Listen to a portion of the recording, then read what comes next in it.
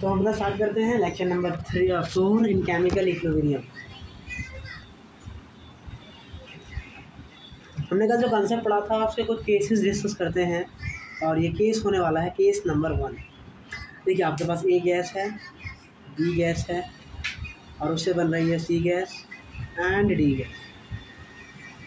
आपको के सी का वैल्यू दिया है 8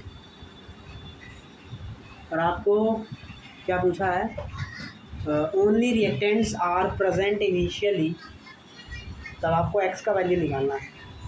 सिर्फ रिएक्टेंट प्रेजेंट, और रिएक्टेंट का वैल्यू हमें क्या दिया है, 2 दिया है और हमसे क्या पूछा है कि एक्स का वैल्यू पूछा है। तो सिंपल है, हमें रिलेशन किस में चाहिए होगा, एक्स में चाहिए होगा। तो एट इक्विलिब्रियम पर क्या हो जाएगा, ये एक्स मॉल घट जाएंगे और ये एक्स मॉल बन जाएंगे। तो के सी का वैल्यू क्या आ जाएगा यहाँ से, x upon volume, volume 20 litre इन्होंने हमें दिया है एंड डिवाइड में ये वी से वी कट जाएगा। के सी का वैल्यू आपको दिया है, एक्स में क्वाड्रेटिक बनेगी, उसको सॉल्व करोगे तो यहाँ से आपको किसका मान मिल जाएगा, एक्स का वैल्यू मिल जाएगा। तो इन क्वेश्चनों को आप ऐसे हैंडल करेंगे जस्ट लाइक दिस केस। मान लीजिए आपको दूसरा केस मान लीजिए क्या बोला गया है, लेकिन इन केसेस को करने से पहले ये चेक करना पड़ेगा ये रेट आगे जा रहा है कि पीछे जा रहा है। देखो उसने बोला initially product are given initially, तो मतलब ये हमें दिया है ना, इसका मतलब रेट तो आगे जाएगा, तो ये अंडरस्टूड। दूसरे क्वेश्चन में क्या बोला है, अब आपको रिएक्टेंट भी दिया है, प्रोडक्ट भी दिया है, दोनों दिया है। तो यहाँ पे चेक करना पड़ेगा कि रेट आगे जाएगा कि पीछे जाएगा। ठीक है, चलिए तो ये केस नंबर 2 है।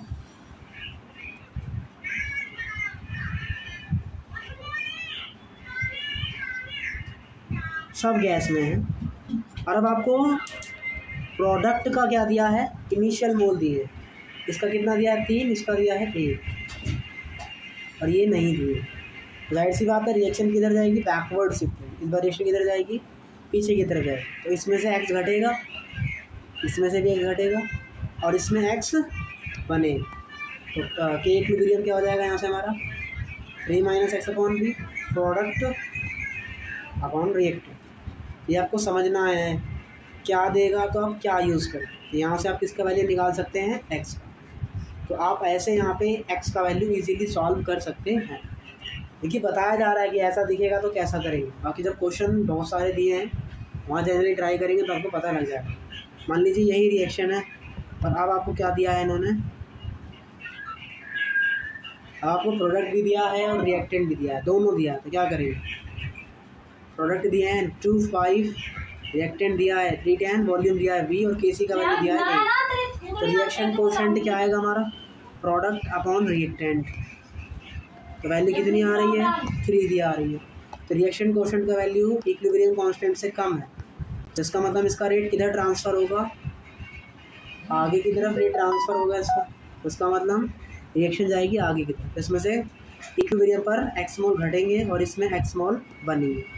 तो इसका अगर एक्स का वैल्यू निकालना होगा तो हम कौन सी इक्वेशन लिखेंगे, के सी की, which is equals to what, product के मोल अपॉन रिएक्टेंट के मोल। यहाँ से आपको रिएक्शन कोएफिशिएंट मिल जाएगा और यहाँ से आप एक्स का वैल्यू इजीली सॉल्व कर सकते हैं और आपको पता लग जाएगा कि इस क्वेश्चन में आपसे किसके मोल पूछे गए हैं। मान लीजिए आपको अब केस नंबर 4 दिया है और अब ऐसा केस दिया है। मान लीजिए अगर ऐसा हो जाए तो क्या करेंगे, सेम रिएक्शन है, ठीक है। इसके इनिशियल मोल दिए आपको ये 1, 0.5, 5। सबसे पहले रिएक्शन कोएफिशिएंट निकालेंगे। इक्विलिब्रियम कांस्टेंट 8 दिया, 5 × 10 अपॉन 0.5 × 1। इसका मतलब यहाँ क्या आ गया, 20 आ गया। ये बढ़ा कि ये बढ़ा, जी ये बढ़ा। और अगर ये बढ़ा तो इसका मतलब रेट किधर जाएगा, पीछे की तरफ। इसका मतलब इसमें से घटेगा और उसमें बढ़ेगा। अब इसका आप के सी लिख सकते हैं। इसका के सी क्या आ जाएगा, प्रोडक्ट के मोल अपॉन रिएक्टेंट के मोल।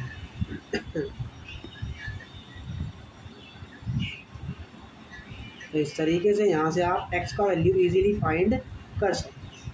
ये सारे केस देख लिए कि अगर कोई सा इसमें से इस टाइप का कोई सा भी वैल्यू, कोई सा भी क्वेश्चन अगर फंस जाता है तो आप इन क्वेश्चनों को ऐसे जो है हैंडल करेंगे।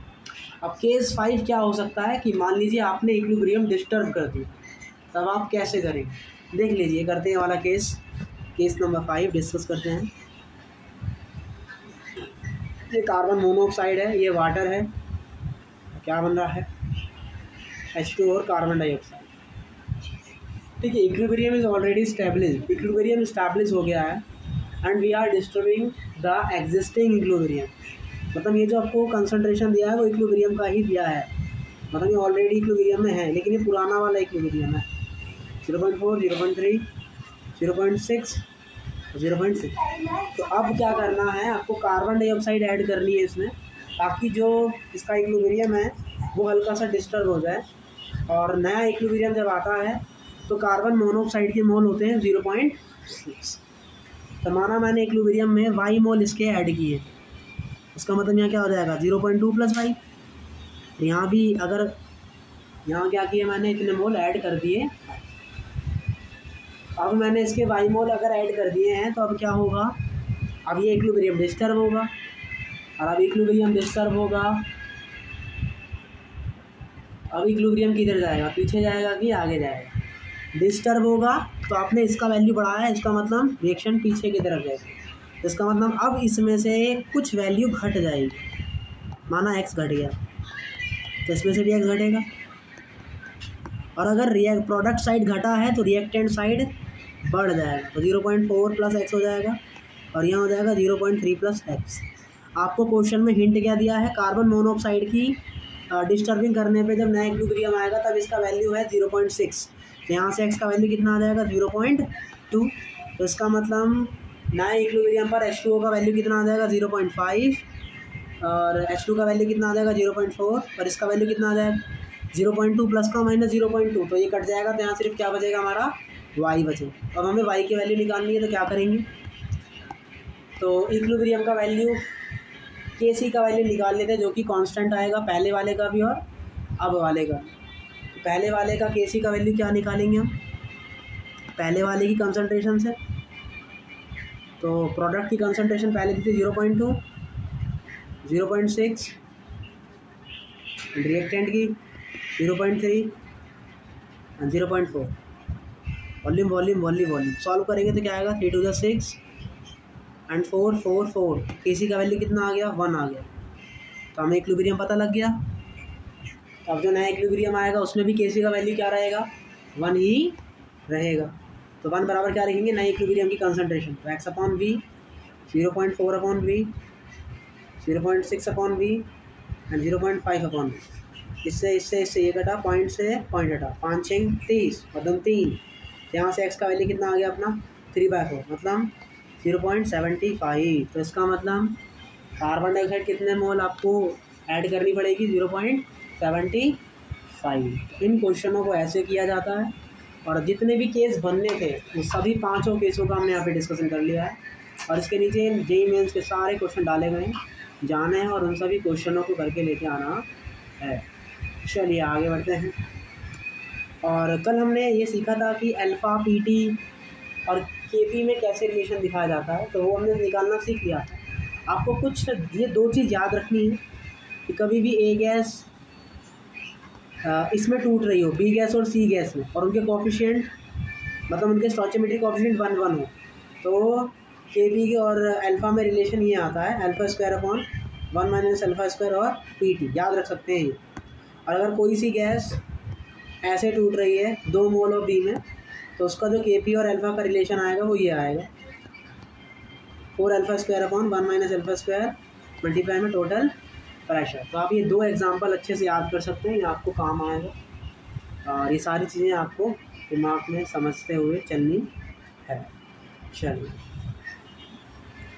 अब हम क्वेश्चन करते हैं। एक नया क्वेश्चन है, आपको एक टेम्परेचर T दिया है और AB2 का डिसोसिएशन हो रहा है, तो आपको अल्फ़ा और टोटल प्रेशर में रिलेशन दिखाना है। केपी अल्फ़ा और पीटी में रिलेशन बताना, जैसे पहले करते थे वैसे यहाँ भी करेंगे। तो ट्वाइस ऑफ AB2 इसमें बदल रहा है 2AB और B में, दोनों ही क्या हैं गैस, सारे गैस हैं, तो कोई फंडा इसमें अलग सा है ही नहीं। सबसे पहले T = 0 पर देखेंगे, तो माना T = 0 पर इसके A मोल हैं और इसके 0 0 मोल हैं। अब डिग्री ऑफ डिसोसिएशन की बात हो रही है, तो इसके कितने मोल घट जाएंगे, ए अल्फ़ा। देखो 2 में कितने घट रहे हैं, ए अल्फ़ा, तो 1 में कितना घटेगा, ए अल्फ़ा बाई 2 घटेगा। तो यहाँ कितने हैं, 2 हैं, तो यहाँ भी कितना बढ़ेगा, ए अल्फ़ा। लेकिन यहाँ कितना है, 1 है, तो यहाँ कितना बढ़ेगा, ए अल्फ़ा बाई 2। तो बस अब के पी का वैल्यू यहाँ से क्या आ जाएगा हमारा, मोल फ्रैक्शन मल्टीप्लाई में पार्शियल प्रेशर, कल सीखा था हमने, टोटल प्रेशर मतलब। तो मोल फ्रैक्शन कैसे आएगा, इसका मोल डिवाइड में टोटल मोल्स और टोटल प्रेशर, तो उसका स्टोइचियोमेट्रिक कोएफिशिएंट मतलब 2, फिर इसका टोटल मोल और टोटल प्रेशर उसका स्टोइचियोमेट्रिक कोएफिशिएंट, और डिवाइड में प्रोडक्ट उसका इनिशियल मोल वही कंसंट्रेशन स्टार्टिंग में मतलब इनिशियल मोल इक्विलिब्रियम पर, और नीचे टोटल मोल, और यहाँ पे टोटल प्रेशर और उसका स्क्वायर। तो टोटल मोल कैसे निकालेंगे, सबको प्लस करेंगे, तो यहाँ प्लस करेंगे तो इससे घट जाएगा। टोटल मोल क्या आ जाएंगे हमारे, ए ब्रैकेट में 1 + अल्फ़ा बाई 2, यहाँ क्या आ जाएगा, ए ब्रैकेट में 1 + अल्फ़ा बाई 2, ए ब्रैकेट में 1 + अल्फ़ा बाई 2, और ए ब्रैकेट में 1 + अल्फ़ा बाई 2। ए से ए कटा, ए से ए कटा, ए से ए कटा, ये भी स्क्वायर है और ये भी स्क्वायर है, कट जाएगा। पी टी स्क्वायर से पी टी स्क्वायर कट जाएगा, तो यहाँ क्या बचा, अल्फ़ा और ये अल्फ़ा मतलब अल्फ़ा स्क्वायर, और एक पी टी डिवाइड में 2 एंड 1 + अल्फ़ा बाई 2, 2 1 - अल्फ़ा और 1 + अल्फ़ा बाई 2।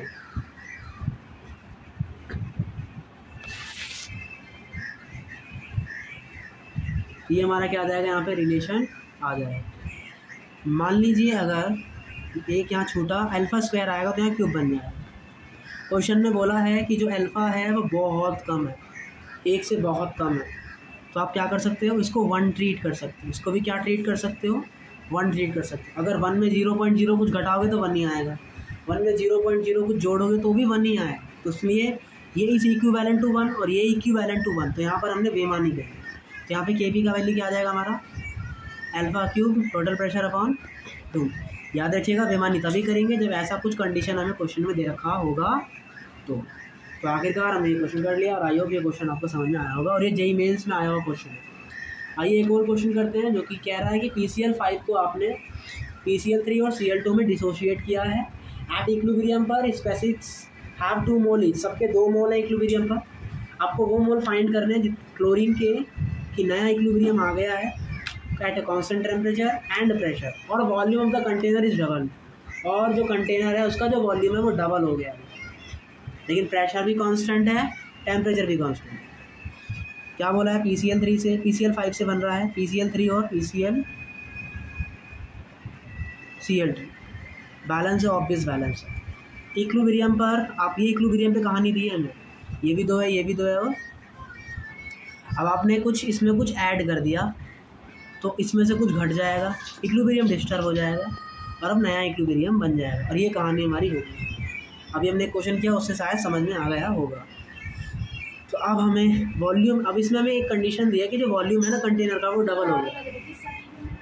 वॉल्यूम क्या हो गया, कंटेनर का डबल हो गया है। नए इक्विलिब्रियम पर volume of the container is double, container का वॉल्यूम क्या हो गया है, डबल हो गया है। इसका मतलब डबल हो गया है। पीवी बराबर क्या होता है, एनआरटी होता है। प्रेशर कांस्टेंट, टेम्परेचर कांस्टेंट, ये भी कांस्टेंट, तो मोल किसके प्रोपोर्शनल आ गया, वॉल्यूम के। इसका मतलब वॉल्यूम डबल हुआ तो मोल भी क्या हो जाएंगे, डबल हो जाएंगे। तो इनिशियल में मोल कितने थे, 9 + 2 + 2 मतलब 6, तो अब मोल कितने हो जाएंगे, 12 हो जाएंगे। तो सबको प्लस कर लीजिए, x से x कटा, 2 2 4 2 6, 6 + y = 12 एंड -x, तो यहाँ से क्या आ जाएगा हमारा, y - x = 6। तो ये हमारी एक इक्वेशन यहाँ से आ गई। अब आप दूसरी इक्वेशन कहाँ से निकाल सकते हो, Kc के वैल्यू से। आप स्टार्टिंग वाला Kc और ये वाला Kc दोनों सेम आएंगे, तो Kc का वैल्यू क्या आएगा स्टार्टिंग में, प्रोडक्ट की कंसंट्रेशन इक्विलिब्रियम पर, और ये रिएक्टेंट, तो कितना आ गया आपका Kc का वैल्यू, 2/V। ये Kc का वैल्यू नए वाले इक्विलिब्रियम Kc के वैल्यू के बराबर आएगा, जैसा आपको पता है।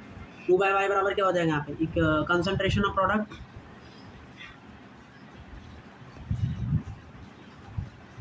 वी एंड डिवाइड में 2 प्लस वी बाय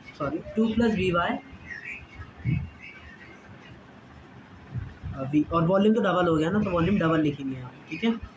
अब कुछ तो कट हैं, वॉल्यूम से वॉल्यूम कटा, अब एक वॉल्यूम से एक वॉल्यूम कट गया, 2 इधर चला जाएगा तो यहाँ 4 हो जाएगा, 4 की मल्टीप्लाई होगी 2 प्लस वाई से, और ये बराबर आएगा 2 माइनस वाई ब्रैकेट में 2 plus x minus Y,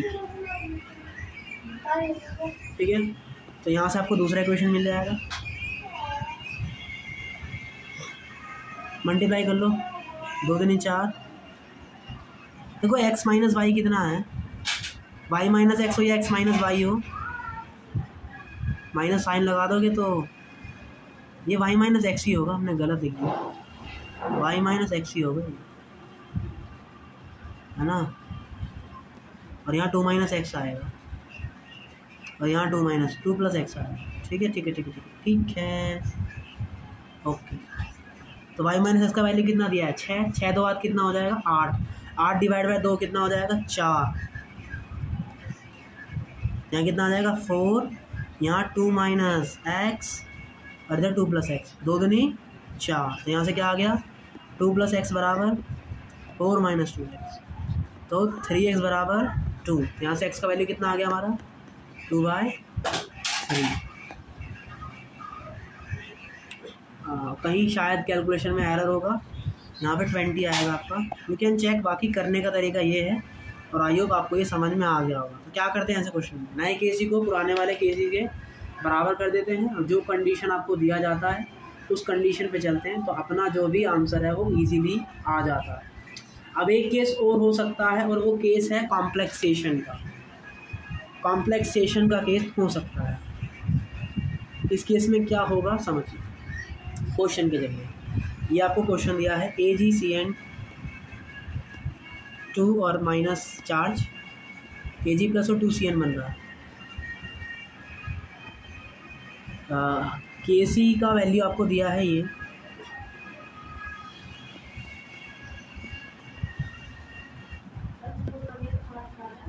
calculate Ag plus in solution which were originally 0.1 molar in KCN and 0.03 molar in AgNO3। जो Ag प्लस है वो 0.1 मोल है KCN में, और 0.03 मोल है AgNO3 में। KCN माइनस और Ag प्लस NO3, तो यहाँ 0.1 मोल KCN और यहाँ है 0.03 मोल, ये आपको दिया गया है। Ag का वैल्यू है इन सॉल्यूशन में इतना, तो आपको कैलकुलेट Ag प्लस कैलकुलेट करना है। तो ये दोनों आपस में कॉम्प्लेक्स बनाएंगे, AgCN2 वगैरह ये सब बनाएंगे, तो ये कॉम्प्लेक्सेशन का आपका केस हो गया। तो यहाँ से Ag प्लस का वैल्यू क्या आ रहा है, तो आपको Ag प्लस का वैल्यू इस कॉम्प्लेक्सेशन से मिलेगा। तो Ag प्लस का वैल्यू क्या होगा 0.03 मोल, Ag प्लस का वैल्यू क्या आ गया 0.03 मोल। तो आपको Ag प्लस का वैल्यू पता लग चुका है, तो आप अपना यहाँ पे काम कर सकते हैं। तो यहाँ पे आपको रिएक्शन क्या करना पड़ेगा, जस्ट रिवर्स करना पड़ेगा। रिवर्स क्यों करना पड़ेगा, क्योंकि Ag प्लस और Cn माइनस बल्कि क्या बना रहे हैं AgCN2 माइनस, तो इसमें Ag प्लस का कंसनट्रेशन आपको मिल जाएगा 0.03 और Cn माइनस का कंसनट्रेशन भी क्या मिल जाएगा 0.1। तो इसलिए हमने क्या किया, कॉम्प्लेक्सेशन केस में आपको रिएक्शन को रिवर्स करके लिखना पड़ेगा। तो यहाँ पर मैंने रिएक्शन क्या कर दिया, रिवर्स कर दिया। आज जस्ट रिवर्स द रिएक्शन, और रिवर्स करने से क्या हुआ, मुझे सबके मोल्स पता लग गए। हाँ सॉरी,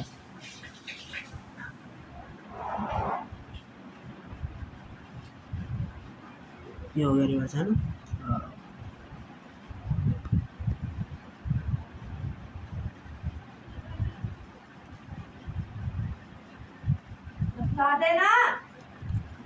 तो हमें Ag प्लस का कंसंट्रेशन दिया है 0.03, कॉम्प्लेक्सेशन के केस से हम लाए हैं, और इसका वैल्यू 0.01 दिया है, और हमें इनिशियली ये 0 होगा।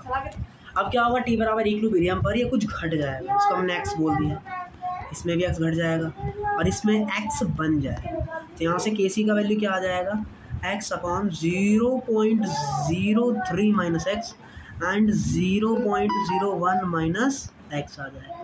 तो Kc का वैल्यू ये आ गया। अब ये वाला Kc का वैल्यू अपने ऊपर वाली रिएक्शन में Kc के वैल्यू के रिवर्स आएगा, तो इसका मतलब Kc का वैल्यू डायरेक्टली आपको क्या पता लग गया, 1/4 मल्टीप्लाई में 10 की पावर -19 ऊपर जाके क्या हो जाएगा प्लस का 19 which is equals to x upon 0.03 minus X और 0.1 माइनस, अरे हाँ यहाँ गड़बड़ हो गया ना, एक सेकेंड, ये 2 मोल है, कितने मोल घटेंगे, 2 मोल घटेंगे, ठीक है, यहाँ 2x हो जाएगा और यहाँ भी वैल्यू भी क्या आ जाएगी, स्क्वायर में आ जाएगी, ठीक है, ये तो आपको पता ही होगा। तो अब यहाँ से हम क्या करेंगे, यहाँ से आप अब यहाँ पे एक बेईमानी कर सकते हैं। क्या बेईमानी कर सकते हैं, इन क्वेश्चनों में हमें एक बेईमानी करनी पड़ेगी। और क्या बेईमानी करेंगे, जो कॉम्प्लेक्सेशन का केस होगा उसमें जो एजी का वैल्यू यहाँ आएगा, कहाँ, 0.03, वही एजी का वैल्यू कुछ वैल्यू घटने के बाद भी आएगा, जितना एजी का वैल्यू। तो बेईमानी क्या करनी है, कॉम्प्लेक्सेशन के केस में जितना एजी प्लस अभी इसका होगा उतना ही एजी प्लस कॉम्प्लेक्स भी बनाएगा। तो इसका मतलब जो एजी प्लस है वो पूरा की पूरा ही ख़त्म हो जाएगा। तो इसका मतलब 0.03 माइनस एक्स का वैल्यू क्या हो जाएगा, स्लाइटली टू 0 हो जाएगा। इसका मतलब एक्स का वैल्यू क्या हो जाएगा, 0.03 हो जाएगा। यहाँ से सिमिलर टू आपको यही बेईमानी करके रखनी। इसका मतलब एक्स का वैल्यू क्या आ गया, 0.03। लेकिन अगर आप यहाँ पे x का वैल्यू 0.03 रखोगे तो वैल्यू 0 हो जाएगा और आपका वैल्यू इन्फिनाइट चला जाएगा। तो उससे बचने के लिए हम इसके वैल्यू को क्या मान लेंगे, y मान लेंगे। यहाँ क्या हो जाएगा 1/4 और x का वैल्यू क्या आया बेईमानी करने से 0.3। लेकिन नीचे बेईमानी नहीं करेंगे, अगर नीचे बेईमानी करेंगे तो आंसर उल्टा हो जाएगा। और 1 में से क्या माइनस करना है, 2x, मतलब 1 माइनस 0.06, तो कितना आएगा 0.04, उसका स्क्वायर। तो बस अब यहाँ पे हमें कैलकुलेशन करना है और हमें y का वैल्यू मिल जाएगा। y क्या है, कितना एजी डिसोशिएट हो रहा है, कितना एजी घट रहा है, मतलब कितना एजी प्लस बन रहा है AgCN2 के डिसोसिएशन से, वो है आपका y का वैल्यू। तो y बराबर यहाँ से क्या आ जाएगा, सॉल्व करते हैं। 1 4 से 1 4 कटा, 4 ऊपर पहुँचेगा, यहाँ 10 की पावर -2, ऊपर जाके 10 की पावर 4 और यहाँ क्या बन जाएगा 10 की पावर 15, 10 की पावर 15 में फिर 2 जाएगा 10 की पावर 17 और ये नीचे जाएगा तो 10 की पावर -18 हो जाएगा और 3/4 तो 0.75, जो क्या बन जाएगा 7.5 इंटू 10 की पावर -17। तो यहाँ से आपके y का वैल्यू कितना आ जाएगा, 0.75। तो इस तरीके से आप कॉम्प्लेक्सेशन के केस में ऐसे बेईमानी करेंगे और अपने आंसर को ऐसे लेके आएंगे। एक बार में समझ नहीं आएगा, इनके क्वेश्चनों को और ट्राई करना, ऐसे बहुत सारे क्वेश्चन नोट्स में हैं, जाइए और वहाँ से करेंगे। चलिए अब हम ना अगला टॉपिक पढ़ते हैं, हेटेरोजेनस इक्विलिब्रियम। कल ही पढ़ा देता हेटेरोजेनस इक्विलिब्रियम क्या होता है, जिसमें कोई स्टेट सॉलिड में होगी तो कोई स्टेट गैस में होगी। तो अगर सॉलिड भी है गैस भी है और आपको Kp लिखना है तो जाहिर सी बात है वहाँ पे जो Kp लिखा जाएगा उसमें सिर्फ किसकी टर्म आएगी, गैस की टर्म आएगी। इतना तो आप समझते हैं। चलिए एक क्वेश्चन के जरिए समझने का ट्राई करते हैं। अभी चैप्टर में ज़्यादा कुछ नहीं बचा है, कल से हम चालू करेंगे अपना ionic equilibrium, the best part of physical chemistry. और उस चैप्टर के बाद आपको कुछ नहीं बचेगा, सिर्फ आपका एक चैप्टर रह जाएगा इलेक्ट्रोकेमिस्ट्री और उसके बाद syllabus having to be done.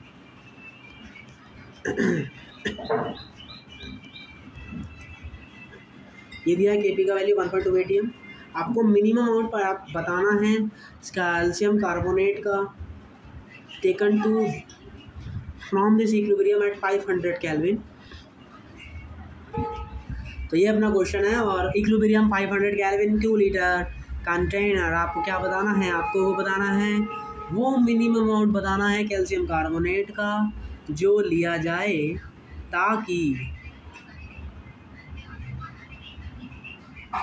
taken to this from this equilibrium at 500 Kelvin and 2 liter container। तो ताकि वो इक्विलिब्रियम में आ जाए, तो वो मिनिमम अमाउंट बताना है कैल्शियम कार्बोनेट का। Sorry for noise. और हमें Kp का वैल्यू दिया है 1.280। तो यहाँ से Kp का वैल्यू क्या आएगा, Kp का वैल्यू आएगा प्रेशर ऑफ CO2, बिल्कुल सही, and mole fraction of CO2। Mole fraction of CO2 का क्या है मतलब, यहाँ एक ही तो है, तो प्रेशर ऑफ CO2 तो आएगा। तो Kp का वैल्यू किसके बराबर जाएगा, प्रेशर ऑफ CO2, क्योंकि बाकी सारी टर्म किस में है, सॉलिड में। तो प्रेशर ऑफ CO2 कितना आ गया 1.280। प्रेशर बराबर क्या होता है, मोल ऑफ CO2 मल्टीप्लाई में R इंटू में टेम्परेचर डिवाइड में वॉल्यूम। टेम्परेचर कितना दिया है 500 केल्विन, वॉल्यूम कितना दिया है 2 लीटर, इसका मतलब 1.2 इंटू 2 डिवाइड में कितना है 500 केल्विन एंड डिवाइड में आर, टेम्परेचर इन केल्विन, तो हम कितना यूज़ करेंगे आर का वैल्यू 0.0821। अब इसको हम सॉल्व करेंगे तो आपको क्या मिल जाएगा मोल ऑफ CO2, 12 दूनी 24, 8 तिया 24, 5 3, तो करीबन कितना आएगा 0.6 के समथिंग, तो मतलब यहाँ पे आंसर वैल्यू कितना आ जाएगा 0.058 मोल आ जाएगा। तो यहाँ से मोल ऑफ कार्बन डाइऑक्साइड कितना आ गया हमारा 0.058 मोल। लेकिन ये क्या आए हैं हमारे, ये आए हैं मोल ऑफ कार्बन डाइऑक्साइड। लेकिन आपसे क्या पूछे हैं, आपसे पूछा गया है मोल ऑफ कैल्शियम कार्बोनेट, तो वो कैसे निकालेंगे। अब देखिए आप मोल कॉन्सेप्ट तो जानते ही हैं, तो मोल कॉन्सेप्ट क्या कहता है 1 मोल कार्बन डाइऑक्साइड क्या बनाता है 1 मोल कार्बन डाइऑक्साइड और कैल्शियम ऑक्साइड, इसका मतलब 1 mole carbon dioxide 1 mole carbon dioxide बनाता है। तो 0.058 मोल कार्बन डाइऑक्साइड प्राप्त करने के लिए हमें कितना मोल कैल्शियम कार्बोनेट चाहिए होगा, उससे मल्टीप्लाई कर देंगे।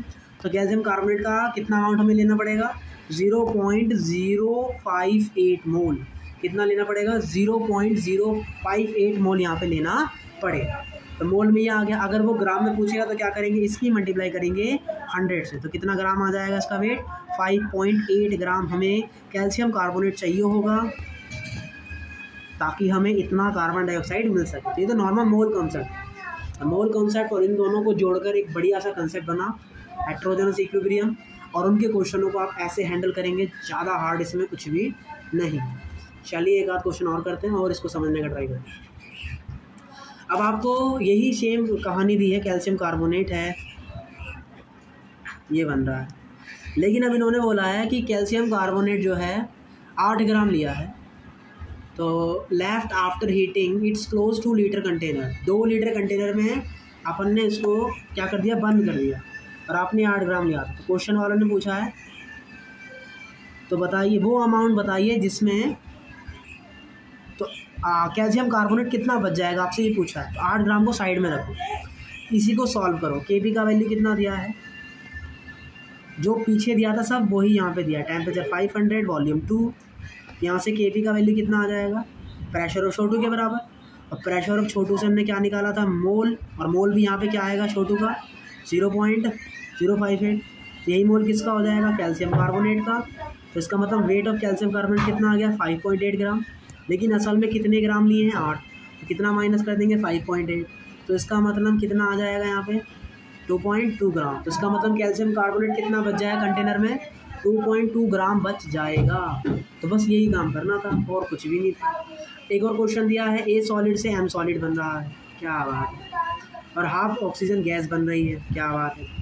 आपको केपी का वैल्यू दिया गया है 4, आपको पार्शियल प्रेशर ऑफ ऑक्सीजन पूछा है, तो बहुत सिंपल क्वेश्चन है, केपी बराबर पार्शियल प्रेशर ऑफ ऑक्सीजन ही तो होगा और उसकी पावर हाफ। केपी का वैल्यू 4 दिया, पावर हाफ करेंगे हटाएंगे तो यहाँ स्क्वायर आ जाएगा, तो यहाँ से प्रेशर ऑफ ऑक्सीजन कितना आ गया 16 एटमॉस्फेरिक प्रेशर। कितना इजी क्वेश्चन है हमारा। अब अपना एक और क्वेश्चन करते हैं। आपको solid ammonium carbonate dissociate according to the reaction, Kp का वैल्यू दिया है, आपको टोटल प्रेशर पूछा गया है, बहुत सिंपल क्वेश्चन है ये भी। चलिए करते हैं, क्या दिया ये अमोनिया कार्बोनेट, अमोनियम कार्बोनेट दिया NH2COONH4, सॉलिड है, ब्रेक होता है अमोनिया में और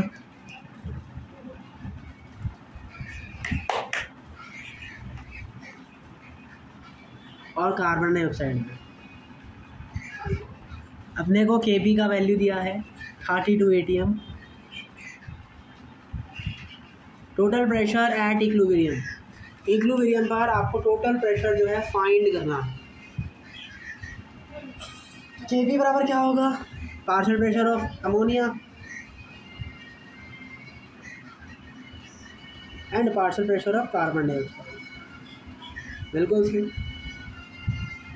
लेकिन हमें पार्शियल प्रेशर ही नहीं पता। टोटल प्रेशर बराबर क्या होगा प्रेशर ऑफ NH3 और प्रेशर ऑफ कार्बन डाइऑक्साइड। अब ये क्या होगा मोल फ्रैक्शन से, ये सब कहानी तो हमें नहीं दिया है। कहानी हमें दी है कि कार्बन डाइऑक्साइड का प्रेशर P दिया है, पार्शियल प्रेशर, और इसका प्रेशर दिया है हमें 2P। बात ख़त्म। क्या क्या लिखेंगे, 2P लिखेंगे, यहाँ P लिखेंगे, तो यहाँ क्या हो जाएगा 2P क्यूब बराबर 32। यहाँ से प्रेशर का वैल्यू कितना आ गया, ये क्या आ गया 4 atm। तो इसका मतलब टोटल प्रेशर कितना आ गया तुम्हारा 6 एटमॉस्फेरिक प्रेशर। काम ख़त्म, इतना सा क्वेश्चन था। अगला क्वेश्चन करते हैं। टोटल प्रेशर दिया है, पार्शियल प्रेशर दिए हैं, और आपसे क्या पूछा है, find out total pressure at the final equilibrium if carbon dioxide को हमने कुछ मात्रा को ऐड किया है, तब आपसे पूछा गया है नया टोटल प्रेशर क्या होगा। चलिए सेम रिएक्शन है,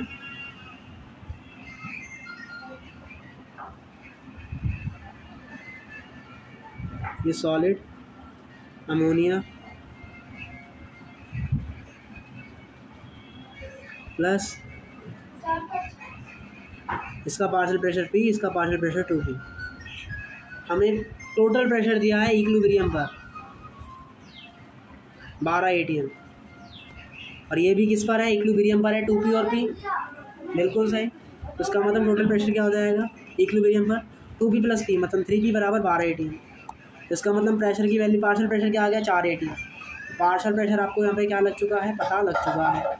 और हमें क्या दिया है, अब आपने बोला कार्बन डाइऑक्साइड आपने ऐड किया है, carbon dioxide is added till its new equilibrium pressure become double of it is in equilibrium pressure.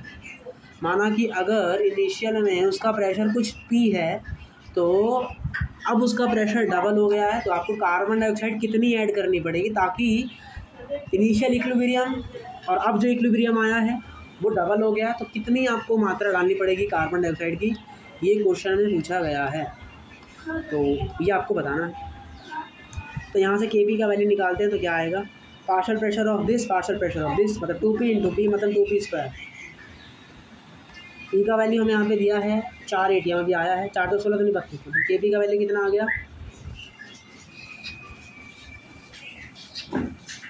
गलत हुआ यहाँ पे, क्योंकि पार्शियल प्रेशर ऑफ का स्क्वायर जाएगा 4P क्यूब, 64 चौके 256, तो Kp का वैल्यू आ गया 256। सिंपल। नाउ अब आपने कार्बन डाइऑक्साइड इतनी ऐड करी है ताकि जो प्रेशर है ना इक्विलिब्रियम का वो डबल हो गया। क्या हो गया, वो डबल हो गया, मतलब 256 अब डबल हो गया। कार्बन डाइऑक्साइड में क्या करा है आपने, डबल कर दिया है। पार्शियल कार्बन डाइऑक्साइड का जो प्रेशर है वो डबल कर दिया है आपने, इक्विलिब्रियम प्रेशर। तो मतलब कार्बन डाइऑक्साइड का प्रेशर क्या हो गया, ये था क्वेश्चन में, लगभग डबल हो गया। इसका मतलब नाउ कार्बन डाइऑक्साइड का पार्शियल प्रेशर क्या है 8 है। तो आपसे क्या पूछा है, नया total pressure it new equilibrium. Kp का वैल्यू तो सेम रहेगा, Kc का जैसे सेम रहता है वैसे Kp का भी रहेगा। ये बराबर आ जाएगा प्रेशर ऑफ अमोनिया, लेकिन अमोनिया का प्रेशर बदल जाएगा। यहाँ प्रेशर ऑफ छोटू मतलब 8, बाकी कितनी बार में 8 के 24, 8 दूनी 16, इसका स्क्वायर करोगे तो √32 आ जाएगा, किसके बराबर है 4√2। Kp का वैल्यू क्या आ गया तुम्हारा यहाँ, Kp का नहीं, प्रेशर ऑफ अमोनिया क्या आ गया तुम्हारा 4√2। तो टोटल प्रेशर क्या आ जाएगा 4√2 प्लस कार्बन डाइऑक्साइड का प्रेशर। तो इस तरीके से आपका फाइनल आंसर क्या आ जाएगा 4 ब्रैकेट में 2 + √2। तो नया इक्विलिब्रियम पर टोटल प्रेशर क्या आ जाएगा तुम्हारा 2 + √2।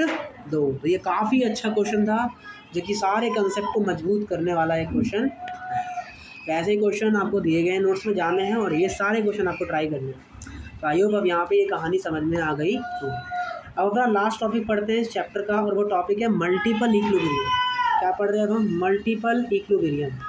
क्या होता है ये मल्टीपल इक्विलिब्रियम, बहुत सारे इक्विलिब्रियम होना, और लेकिन जो इक्विलिब्रियम होगा वो साइमल्टेनियसली होगा, एक के बाद एक होगा, एक साथ होगा। कैसे, ए से बी भी हो रहा है, बी से सी भी हो रहा है, और ए से सी भी हो रहा है। उसको क्या बोलते हैं, मल्टीपल इक्विलिब्रियम बोलते हैं।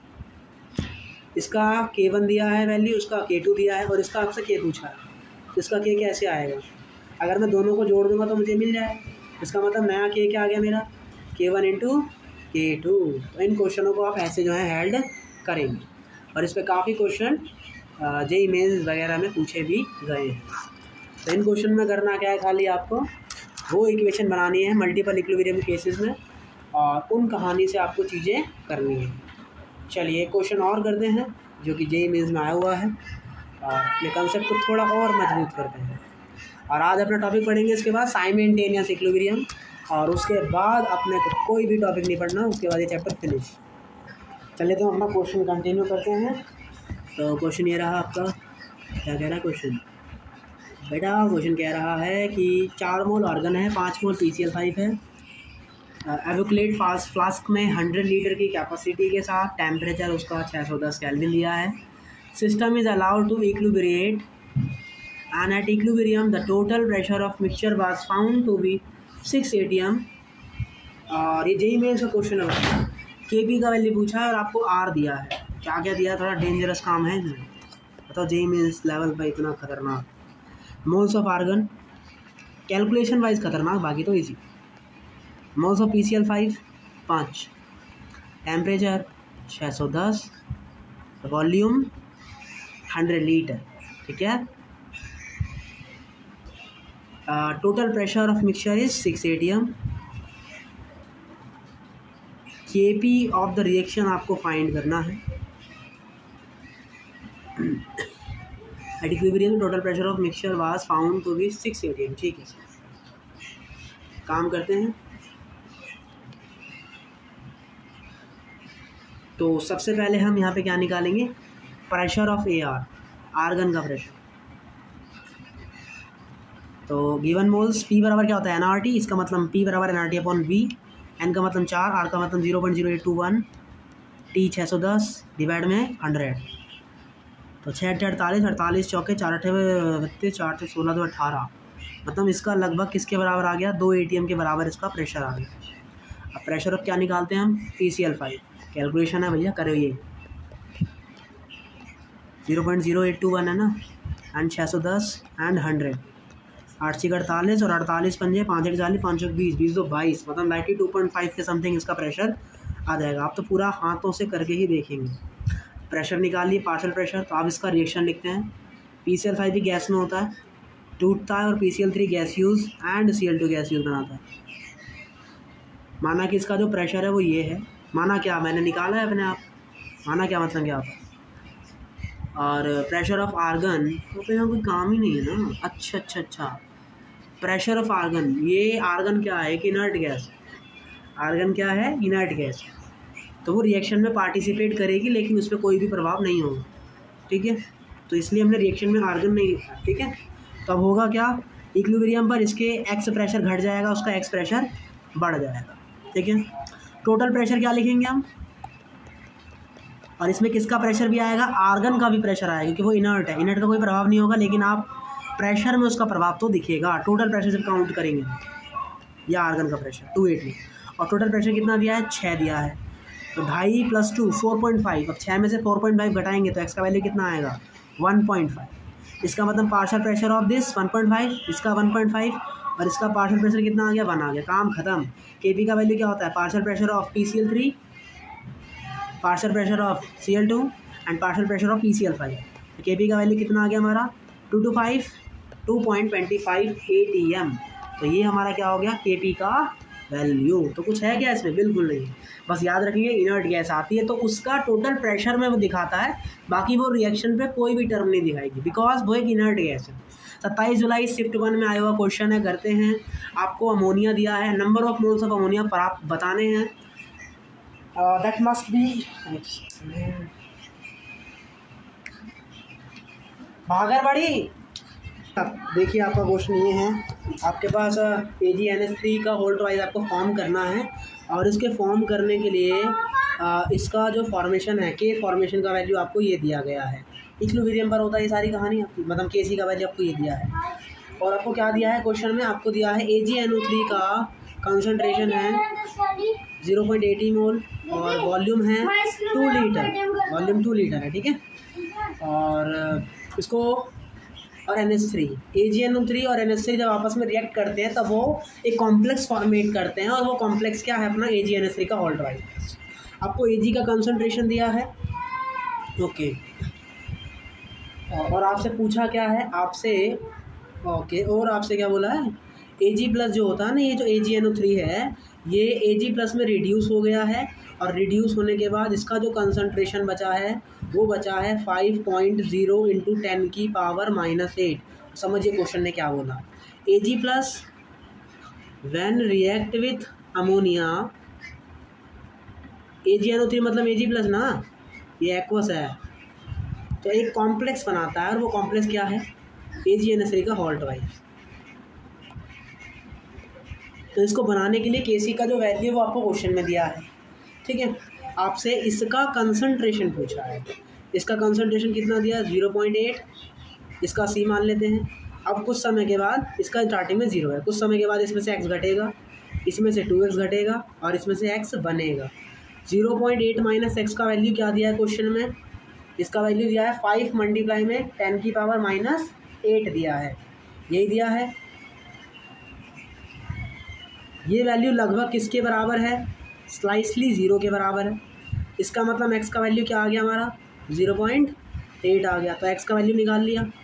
आपको Ag प्लस का कंसंट्रेशन कितना रिड्यूस हुआ ये मिल गया, और Kc का वैल्यू भी पता है, तो क्या कह सकते हैं, Kc बराबर कंसंट्रेशन ऑफ कॉम्प्लेक्स x मतलब 0.8 डिवाइड में Ag प्लस का कंसंट्रेशन एंड मल्टीप्लाई में concentration of ammonia C minus में 2x मतलब 1.6 उसका स्क्वायर। अब क्या होगा, ये इधर आ जाएगा, बाकी सब उधर चले जाएंगे। 0.8 एंड डिवाइड में 5 10 - 8 एंड 8, ये कटिंग हो जाएगा, इससे से काटा तो कितनी बार में जाएगा, 5 एकम 5, 8 में से 5 या 3, 5 6 30, 0.16, ठीक है। यहाँ 100 आएगा, स्क्वायर करोगे तो अंडर रूट आएगा, तो यहाँ 4 अपॉन कितना आ गया, 10 आ गया, 4 अपॉन 10 आ गया। इसका मतलब C माइनस 1/6 की वैल्यू कितनी आ गई, 0.4। अभी उधर जाएगा, तो यहाँ से अमोनिया का कंसंट्रेशन कितना आ गया, 2 आ गया। तो बस आपको यही बताना था। तो कंसंट्रेशन ऑफ अमोनिया इज़ 2, तो moles of ammonia added, moles of ammonia added कितना होगा, वो कंसंट्रेशन है, मोल्स बताने, तो मोल्स की मल्टीप्लाई कर देंगे किससे, वॉल्यूम से, तो आंसर क्या आ जाएगा, 4 मोल। आई होप ये क्वेश्चन आपको समझ में आया होगा, और काफ़ी सुंदर क्वेश्चन है। देखिए इस क्वेश्चन का आवाज़ आया या नहीं आप मुझे पता नहीं, आप लेकिन मैं फिर से डिस्कस कर देता हूँ। क्वेश्चन ने आपको बोला है Ag और अमोनिया आपस में रिएक्ट करके कॉम्प्लेक्स बनाते हैं ये। Ag का इनिशियल कंसंट्रेशन ये है, अमोनिया का कंसंट्रेशन नहीं दिया है, वो आपको निकालना है। इनिशियल में 0 है, कुछ समय के बाद इक्विलिब्रियम पे ये एक्ट घट जाता है, ये उतना घट जाएगा और ये बन जाएगा। आपको इसका कंसंट्रेशन दिया है, जब ये रिड्यूस हो जाएगा ये लगभग 0 के बराबर है, मतलब आप बेमानी कर सकते हो, और बेमानी करके यहाँ से x का वैल्यू कितना आ जाएगा, 0.8। अब x का वैल्यू आ गया है और Ag प्लस का कंसंट्रेशन पता है, तो मैंने सारी वैल्यू पुटिंग करी, और वैल्यू पुट करने के बाद यहाँ से मेरा C का वैल्यू कितना आ गया, 280। लेकिन ये अमोनिया का कंसंट्रेशन आया है और हमसे अमोनिया का मोल पूछा है, तो वॉल्यूम की मल्टीप्लाई कंसंट्रेशन से कर देंगे तो हमें क्या मिल जाएगा, मोल ऑफ अमोनिया। तो इसलिए हमारा मोल ऑफ अमोनिया कितना आ गया, 4 मोल आ गए। तो इस क्वेश्चन को ऐसे करना था। अब हम अपना अगला टॉपिक पढ़ते हैं इस चैप्टर का, और वो टॉपिक है साइमल्टेनियस इक्विलिब्रियम। चलिए, तो अब हम जो पढ़ने वाले हैं वो है आपका साइमल्टेनियस इक्विलिब्रियम। देखिए साइमल्टेनियस इक्विलिब्रियम क्या होता है, एक साथ बहुत सारे इक्विलिब्रियम होना। जैसे क्या हो रहा है यहाँ पे, यहाँ A के साथ B भी बन रहा है, C P हो रहा है, Q A में इक्विलिब्रियम है और B P में इक्विलिब्रियम है। इसका मतलब जब A B के साथ इक्विलिब्रियम में आएगा तो A के साथ इक्विलिब्रियम में Q भी आ जाएगा, तो दोनों का कंसंट्रेशन भी बराबर आ जाएगा, इक्विलिब्रियम में आ जाएंगे। B P के साथ इक्विलिब्रियम में है, तो जब A B के साथ इक्विलिब्रियम में आएगा तो B P के साथ भी इक्विलिब्रियम में आ जाएगा, और P C के साथ इक्विलिब्रियम में है तो जब B इक्विलिब्रियम में आएगा तो P इक्विलिब्रियम में भी आ गया, और जब P इक्विलिब्रियम में आ गया तो हमारा C भी इक्विलिब्रियम में आ गया। तो ये हमारा साइमल्टेनियस इक्विलिब्रियम होता है, जहाँ बहुत सारे इक्विलिब्रियम होते हैं और वो सारे एक साथ इक्विलिब्रियम में आ जाते हैं, तो उसको हम क्या बोलते हैं, साइमल्टेनियस इक्विलिब्रियम। कैसे, समझिए, ये कैल्शियम कार्बोनेट से कैल्शियम ऑक्साइड बन रहा है, कार्बन डाइऑक्साइड बन रहा है। तो माना कि इनिशियल में कैल्शियम कार्बोनेट के A मोल थे, अब कुछ समय के बाद, और इसके स्टार्टिंग में 0 थे, कुछ समय के बाद होगा क्या, इसके मोल घट जाएंगे। माना कि इसके मोल जो हैं X1 घट गए, माना कि इसके हमारे X मोल जो हैं घट गए, तो यहाँ हमारा क्या हो जाएगा, A माइनस X1 मोल घट गए। तो अगर यहाँ X1 मोल घटे हैं तो यहाँ X1 मोल बन जाएंगे, और सेम यहाँ X1 मोल बन जाएंगे। अब यहाँ कार्बन सॉलिड है, तो माना कि इनिशियल इसका B था, तो इनिशियल में ये भी B था, मैंने माना इनिशियल में ये B था, इसका हमें कुछ भी नहीं पता है, कुछ अता पता नहीं है, ठीक है। देखिए ये वाला कार्बन डाइऑक्साइड और ये वाला कार्बन डाइऑक्साइड दोनों इक्विलिब्रियम में, तो जब ये X1 हो जाएगा तो ये ऑटोमेटिकली क्या हो जाएगा, X1 हो जाएगा, क्योंकि ये साइमल्टेनियस इक्विलिब्रियम है। अब ये कुछ घट जाएगा, मैंने सोचा Y1 घट गया, तो इसमें से भी क्या घट जाएगा, Y1 घट जाएगा, और यहाँ क्या हो जाएगा, Y1 घट जाएगा। अब इसमें से आवाज़ आएगी टें टें टें, और जब यहाँ आवाज़ आई, यहाँ Y1 घट गया, तो बोला कि मैं भी तो यहाँ पर हूँ, तो यहाँ भी कार्बन डाइऑक्साइड है, तो यहाँ पर भी इक्विलिब्रियम आ जाएगा, और यहाँ से भी Y1 घट जाएगा, यहाँ से भी क्या घट जाएगा, हमारा Y1 घट जाएगा। अब माना इसमें से X2 मोल और घट गए, तो यहाँ पे X2 मोल बन जाएंगे, फिर यहाँ हमारे X2 मोल बन जाएंगे, तो यहाँ टें टें टें आवाज़ आएगी कि यहाँ X2 आ गया, तो यहाँ भी मेरा X2 आना चाहिए। फिर अब इसमें से Y2 मोल घटे, तो इसमें Y2 बन जाएंगे, इसमें Y2 बन जाएंगे, इसमें Y2 घट जाएंगे, इसमें Y2 घटे, तो फिर यहाँ से आवाज़ आएगी टें टें टें, और यहाँ भी क्या घट जाएंगे, Y2 घट जाएंगे। तो इसका मतलब इनडायरेक्टली कहने की बात क्या है, कहने की बात ये है, तो कहने की बात क्या है इनडायरेक्टली, कि ये दोनों आपस में क्या हैं, ये दोनों आपस में क्या हैं, इक्विलिब्रियम में है। और जब ये इक्विलिब्रियम में होता है तो जितनी देर में ये ख़त्म होता है उतनी देर में हमारा ये भी ख़त्म हो जाता है। तो यही क्या होता है, हमारा इक्विलिब्रियम, साइमल्टेनियस इक्विलिब्रियम।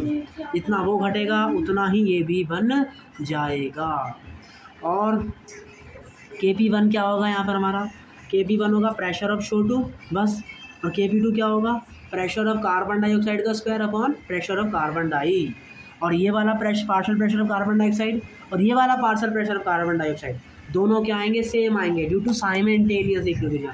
तो समझने वाली बात क्या है, यहाँ से हम ये कह सकते हैं कि अगर इसमें से x घटे, इसमें x घटे और इसमें x बन जाएंगे, तो अगर यहाँ x बन रहे हैं तो यहाँ भी ऑटोमेटिकली x बन जाएगा, और जब यहाँ y घट गए तो यहाँ ऑटोमेटिकली y घट जाएगा। तो इस तरीके से जो मोल यहाँ मिलेंगे वही मोल हमें यहाँ भी देखने को मिलेंगे। तो साइमल्टेनियस इक्विलिब्रियम में खाली यही कहानी हमें यहाँ पे देखने को मिलती है। आई होप आप समझ रहे होंगे। आइए अब क्वेश्चन करते हैं। क्वेश्चन कह रहा है 3 reaction are at simultaneous equilibrium, mole of CeF are 3, 4, 2. Calculate the Kc value of this equilibrium if initial A, B and D were 8, 8, 2 mole respectively. एक 1 लीटर कंटेनर, सबके लिए Kc का वैल्यू कैलकुलेट करना। तो initially A कितना है, 8 है, equilibrium पर है, ये सब इक्विलिब्रियम पर है, ये 8 है और B इनिशियल 8 है, तो ये 8 है तो ये x घट जाएगा, ये 2x घट जाएगा और ये अपना 3x बन जाएगा। अब यहाँ B है तो यहाँ भी B है, जितने मोल यहाँ होंगे उतने मोल नीचे की तरफ भी देखने को मिलेंगे। यहाँ 8 माइनस 2x हो जाएगा। D के इनिशियल में कितने मोल हैं, 2 मोल हैं। अब इसमें से कुछ मोल घट जाएंगे तो इसमें से भी घट जाएंगे और इसमें उतने बन जाएंगे। यहाँ भी B है तो यहाँ भी B है, अगर यहाँ माइनस y घटे तो यहाँ भी माइनस y घट जाएंगे। अब इधर इतने मोल हैं तो नीचे की तरफ भी इतने ही मोल होंगे।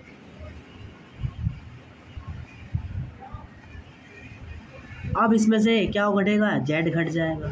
A का इनिशियल कितना था, 8 माइनस एक्स, तो यहाँ भी क्या हो जाएगा 8 माइनस एक्स। जहाँ जहाँ सेम है वहाँ वही वैल्यू पुट कर देंगे, सिंपल सी बात। अब इसमें से Z घटे तो इसमें से भी Z घटेंगे, अगर इसमें से Z घटा है तो इसमें से भी Z घटेगा, इसमें से Z घटा तो इस वाले में भी Z घटेगा और इस वाले में Z घटा तो इस वाले में भी Z घटेगा। आया समझ। तो ये सारी कहानी आपने लिख ली और यहाँ क्या बन जाएगा हमारा 4Z बन जाएगा। अब क्वेश्चन में ये दिया है कि इक्विलिब्रियम पर C के मोल कितने हैं, 3 है। इसका मतलब 3x की वैल्यू को किसके बराबर कर सकते हैं, 3 के। तो यहाँ से x का वैल्यू कितना आ गया, 1 आ गया। ठीक है। ई के इनिशियल मोल कितने दिए हैं 2, तो यहाँ से वाई का वैल्यू कितना आ गया 2 2 भैया 2, और जेड का वैल्यू यहाँ कितना है 4, तो यहाँ 1 आएगा सॉरी, तो यहाँ भी जेड का वैल्यू कितना आ गया, इसका मतलब एक्स का वैल्यू भी 1 है, वाई का वैल्यू भी 1 है और जेड का वैल्यू भी 1।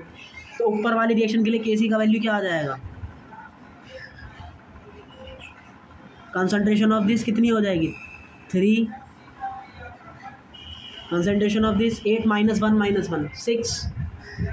एक सेकंड ये तो 2z घटेगा ना, क्योंकि 2a है ना, यहाँ कितना बनेगा 2z बनेगा, ठीक है, ये ध्यान से करना।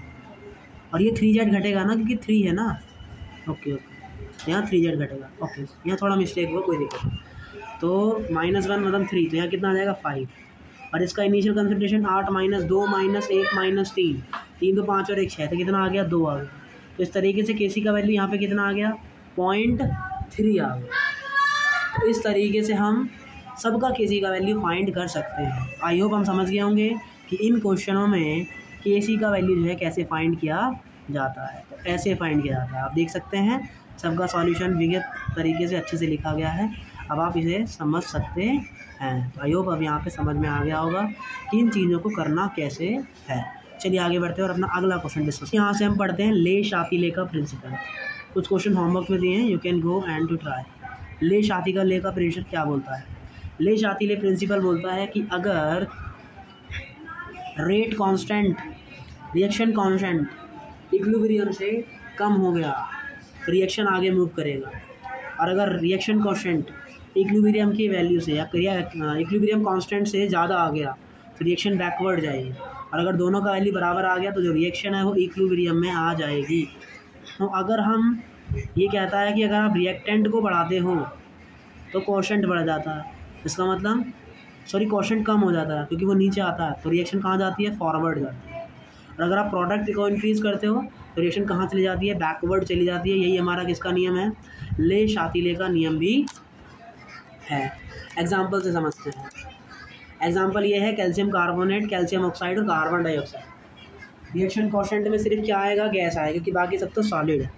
सिंस कैल्शियम कार्बोनेट और calcium oxide are not in the expression of Q, so on changing the amount of equilibrium अपना रिएक्शन या इक्विलिब्रियम या रिएक्शन आगे या पीछे कहीं भी शिफ्ट नहीं होगी, फिर वो किस पे डिपेंड करेगी, कार्बन डाइऑक्साइड। चलिए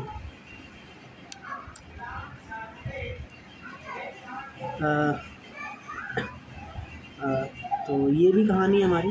तीसरा केस क्या है, या तो हम रिएक्टेंट में चेंज करके इक्विलिब्रियम डिस्टर्ब कर सकते हैं, या तो आप प्रोडक्ट की कंसंट्रेशन चेंज करके कर सकते हैं। तीसरा केस ये है कि अगर मैं डबल कर दूं, जैसे ये इक्वेशन था PCl5 PCl3 Cl2 ABC, इसका रिएक्शन कोशेंट ये है B/B C/B A/B, तो मतलब BC/A 1/B, और QP का वैल्यू क्या है, RT से मल्टीप्लाई कर दूंगा तो ये क्या बन जाएगा, QP बन जाएगा, क्योंकि P बराबर क्या होता है nRT, तो वॉल्यूम डिवाइड में RT ये मोल्स, तो इसका मतलब ये क्या हो जाएगा हमारा QP का टर्म आ जाएगा, इन प्रेशर में रिएक्शन कोशेंट आ जाएगा।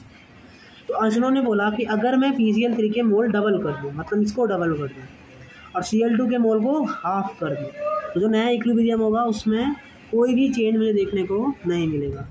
पुराना इक्विलिब्रियम क्या था, ये था BC/A RT/V।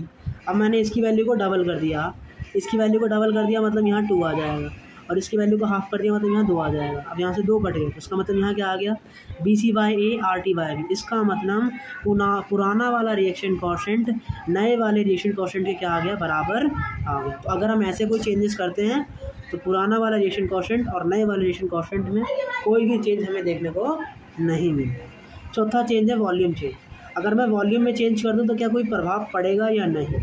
अगर मैं यहाँ देखूँ तो जो रिएक्शन कोशेंट है वो सीधा सीधा किस पे डिपेंड कर रहा है, वॉल्यूम के इन्वर्सली प्रोपोर्शनल है। तो अगर मैंने वॉल्यूम बढ़ाया तो रिएक्शन कोशेंट घट जाएगा और रिएक्शन कहाँ चली जाएगी, फॉरवर्ड की तरफ मूव कर जाएगी। तो ये बात हमें याद रख के चलनी है। अब ये क्वेश्चन है, करते हैं। On increasing the volume of container, इसका सबसे पहले QC का वैल्यू देखेंगे कि तो क्या आएगा हमारा, C का स्क्वायर और अपॉन B का स्क्वायर, अपॉन में B का स्क्वायर, इसका कंसंट्रेशन अपॉन वॉल्यूम का स्क्वायर, B का स्क्वायर अपॉन A का स्क्वायर। वॉल्यूम कटा और वॉल्यूम से वॉल्यूम कटा, तो यहाँ से रिएक्शन कोशेंट क्या आ गया, C² अपॉन A। तो on increasing the volume of container, तो मैं कंटेनर का वॉल्यूम इंक्रीज़ कर दूँ तो क्या रिएक्शन कोएफिशिएंट भी इंक्रीज़ करेगा?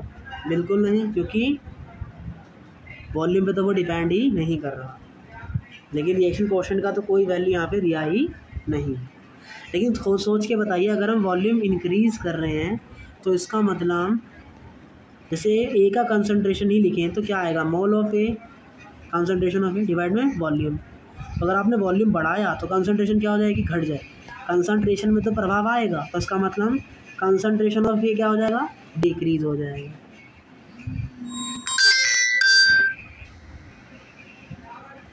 कंसंट्रेशन ऑफ क्या हो जाएगा? ए डिक्रीज हो जाएगा। लेकिन जो मोल्स है वो वॉल्यूम पे डिपेंड तो नहीं करता, तो मोल्स हमारा क्या रहेगा? कांस्टेंट रहेगा। तो याद रखेंगे, कंसंट्रेशन डिक्रीज कर जाता है वॉल्यूम बढ़ाने से, लेकिन रिएक्शन कोएफिशिएंट सेम रहेगा।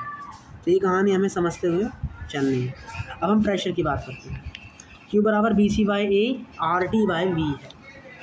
अगर हमने प्रेशर इंक्रीज करते हैं, PV बराबर क्या होता है? RT, मतलब pressure is inversely proportional to what?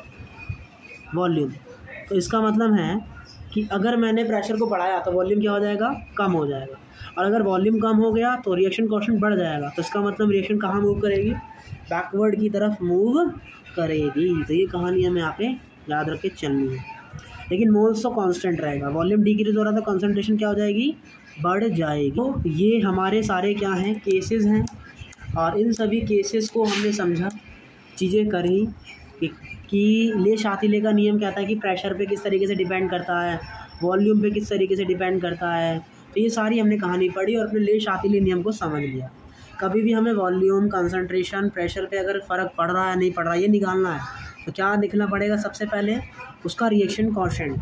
अब आप उसको लिखने के बाद चेक करेंगे कि उस पार्टिकुलर में क्या फ़र्क हो रहा है, क्या नहीं हो रहा। सबके लिए अलग अलग आएगा। हमने ये एग्जांपल लिया था तो उसके लिए ये कहानी देखने को मिली, लेकिन अगर कोई और एग्जांपल लेते तो हमें कुछ और देखने को मिलता। तो ये हर जगह नहीं लगेगा, ये वहीं लगेगा जहाँ पर आपको ये वाला इक्वेशन देखने को मिलेगा। बाकी कैसे देखना है? सबसे पहले रिएक्शन कोएफिशिएंट लिखेंगे, फिर जैसा जैसा क्वेश्चन बोल रहा है वैसा वैसा करते जाना है। तो इस तरीके से हमने ले शातिले के नियम को पढ़ लिया और अपने साइमल्टेनियस और ले शातिले के नियम दोनों को ही हमने अच्छे से समझ लिया है। चलिए अब आगे बढ़ते हैं। अब यहाँ पर हम पढ़ते हैं अपने अगले कंसेप्ट कि अगर हम किसी भी रिएक्शन में इनर्ट गैस को ऐड करते हैं तो क्या फ़र्क पड़ता है? उसके रिएक्शन कोएफिशिएंट पे और उसके रिएक्शन पे कोई फ़र्क नहीं पड़ेगा। फ़र्क पड़ेगा तो उसके टोटल प्रेशर पर। और टोटल प्रेशर वाली टर्म कहाँ आती है? QP में आती है। इसका मतलब फ़र्क कहाँ पड़ेगा? QP पे फ़र्क पड़ेगा। तो इसके लिए अगर Q का वैल्यू लिखा जाएगा तो क्या आएगा? वो जब पहले आता तो वही आएगा, C/V D/2 का स्क्वायर B/V एंड A/V। तो यहाँ से Q का वैल्यू क्या आ गया? CD² मल्टीप्लाई में 1/V। और अगर मैं RT से मल्टीप्लाई कर दूँ तो मुझे क्या मिल जाएगा? QP का वैल्यू मिल जाएगा। लेकिन अब मैंने इसमें इनर्ट गैस ऐड करी है। ये मेरे इनके इनिशियल प्रेशर हैं ABCD।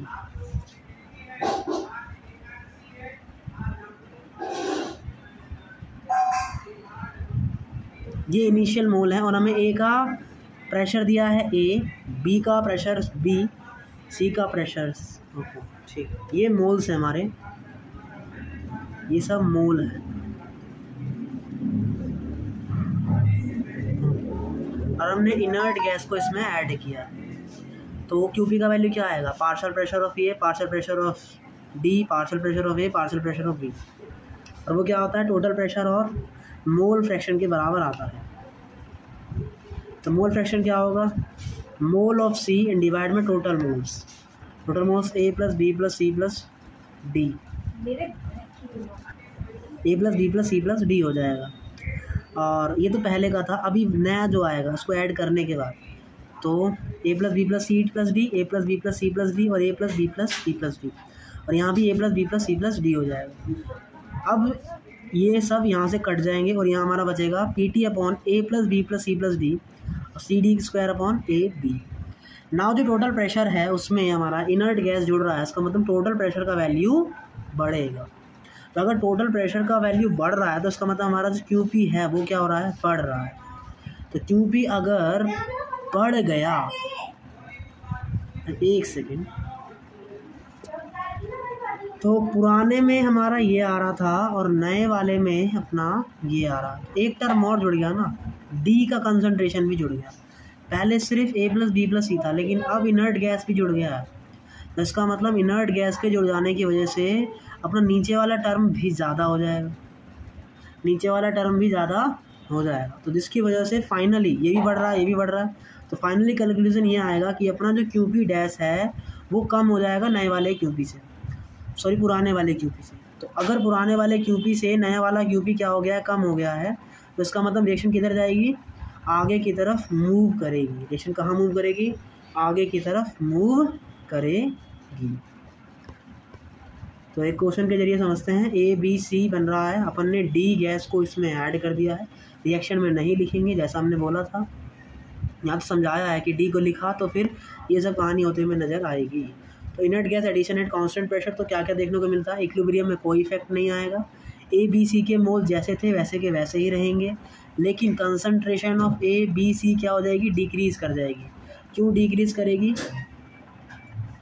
क्योंकि पार्शियल प्रेशर बराबर क्या होता है, mole fraction into total pressure. अब जो मोल फ्रैक्शन आएगा उसमें क्या जुड़ जाएगा, इनर्ट गैस का भी मोल, तो इसलिए जो कंसंट्रेशन होगा वो यहाँ पे क्या हो जाएगी, कम हो जाएगी। मोल फ्रैक्शन चेंज हो जाएगा और पार्शियल प्रेशर भी हमें चेंज होता हुआ नज़र आएगा। ठीक है, तो ये डी इनर्ट गैस को यहाँ पे दिखाया गया। तो इनर्ट गैस ऐड होने से क्या क्या देखने को मिलता है, ये सारी कहानी हमें देखने को मिलती है कि भैया मोल सेम है, इक्विलिब्रियम में कोई चेंज नहीं आया, लेकिन कंसंट्रेशन, मोल फ्रैक्शन और जो पार्शियल प्रेशर है उन सब में हमें चेंजेस देखने को मिलता है, ये A+B+C+D की वजह से। तो अब इनर्ट गैस वो कांस्टेंट प्रेशर पे डाला था, मतलब प्रेशर में चेंज नहीं डाला था, वॉल्यूम में चेंज डाला था। अब हमने इसको प्रेशर में डाल दिया, अच्छा इसलिए टोटल प्रेशर पहले वाला कम ही था। ठीक है, अब हमने क्या किया है, वॉल्यूम में चेंज लाए हैं। अगर हम वॉल्यूम में कांस्टेंट किया है तो प्रेशर इंक्रीज करेगा। As there is no term of pressure in the expression, इसका एक्सप्रेशन लिखते हैं तो ये आएगा, और QP का एक्सप्रेशन में ये आएगा PC/PD²/PA/PB। पार्शियल प्रेशर बराबर क्या होता है, mole fraction into total pressure. Total pressure QP के वैल्यू में टोटल आ रहा है, लेकिन QC में अपना कोई भी प्रेशर का टर्म नहीं आ रहा। As there is no term of pressure in the expression of reaction constant, इसमें कोई भी प्रेशर का टर्म नहीं आ रहा, तो इसका मतलब है कि जो इक्विलिब्रियम है उसमें हमें कोई भी शिफ्ट देखने को नहीं मिलेगा। पार्शियल प्रेशर सभी चेंज होंगे, लेकिन वो इस तरीके से चेंज होंगे कि पुराने वाला QP और नया वाला QP वो दोनों क्या आएगा, सेम आएगा। तो याद रखना है कि अगर हम कांस्टेंट वॉल्यूम पर इनर्ट गैस ऐड करते हैं तो रिएक्शन कांस्टेंट या इक्विलिब्रियम में कोई भी शिफ्ट हमें देखने को नहीं मिलता है। लेकिन जब हम कांस्टेंट प्रेशर पर ऐड करते हैं तब क्या कहानी होती है, नया वाला जो QP आता है वो पुराने वाले QP से कम हो जाता है, जिसकी वजह से रिएक्शन कहाँ मूव करती है, फॉरवर्ड की तरफ मूव करते हुए नज़र आती है। तो addition of inert gas at constant volume, याद रखने वाली बात क्या है, प्रेशर इंक्रीज़ करेगा,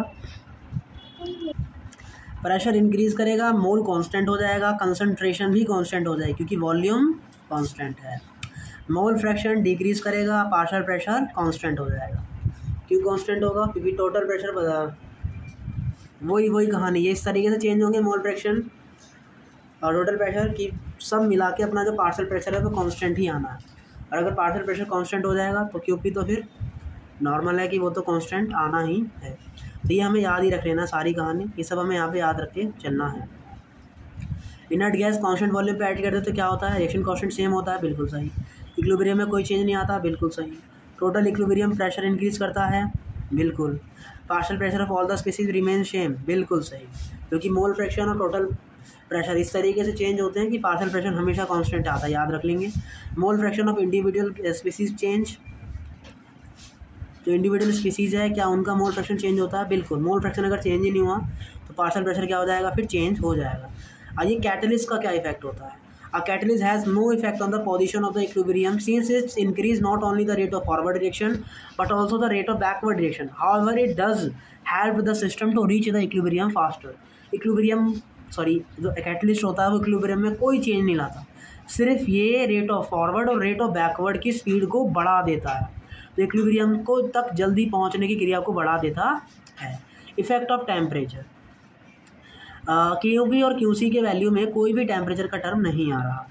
K depends on temperature exponentially, देखिए हमने एक रिलेशन निकाला था लो KT2 अपॉन KT1 के लिए, क्या आया था वो delta upon 2.303R 1/T1 minus 1/T2 आया था। ये हम नहीं लिख सकते, Q is not equal to temperature, हम ऐसा नहीं बोल सकते। K जो है डिपेंड करता है टेम्परेचर पर एक्सपोनेंशियली, इक्विलिब्रियम कांस्टेंट, और उसका वैल्यू ये आता था। तो अगर एंडोथर्मिक प्रोसेस है, टेम्परेचर इंक्रीज कर रहे हो, K इंक्रीज कर रहा है, तो रिएक्शन फॉरवर्ड जाएगी। और एक्सो है तो टेम्परेचर बढ़ाने से K घटेगा और रिएक्शन बैकवर्ड जाएगी। और ये सारी कहानी हम पहले भी डिस्कस कर चुके हैं। Among various change one change is temperature then the deciding factor is temperature only. अगर बहुत सारे चेंजेस होते हैं तो वन चेंज इज टेम्परेचर, और अगर एक चेंज टेम्परेचर है तब जो डिसाइडिंग फैक्टर होगा कि क्या चेंज आएगा, कि फास्टर जाएगा कि बैकवर्ड जाएगा, वॉल्यूम भी चेंज हो रहा है, वो सब चेंज हो रहा है, तो जो डिसाइडिंग फैक्टर होगा उसके केस में वो क्या होगा, सिर्फ और सिर्फ टेम्परेचर ही होगा। For heterogeneous physical equilibrium with the increase of pressure, equilibrium shift in the direction of physical state having higher density. Heterogeneous physical equilibrium में प्रेशर इंक्रीज करने से इक्विलिब्रियम वहाँ जाता है जिसका फिजिकल स्टेट भारी होता है। तो भारी किसका है फिजिकल स्टेट, इसका या फिर इसका। तो on increasing the temperature and pressure equilibrium shift backward की फॉरवर्ड।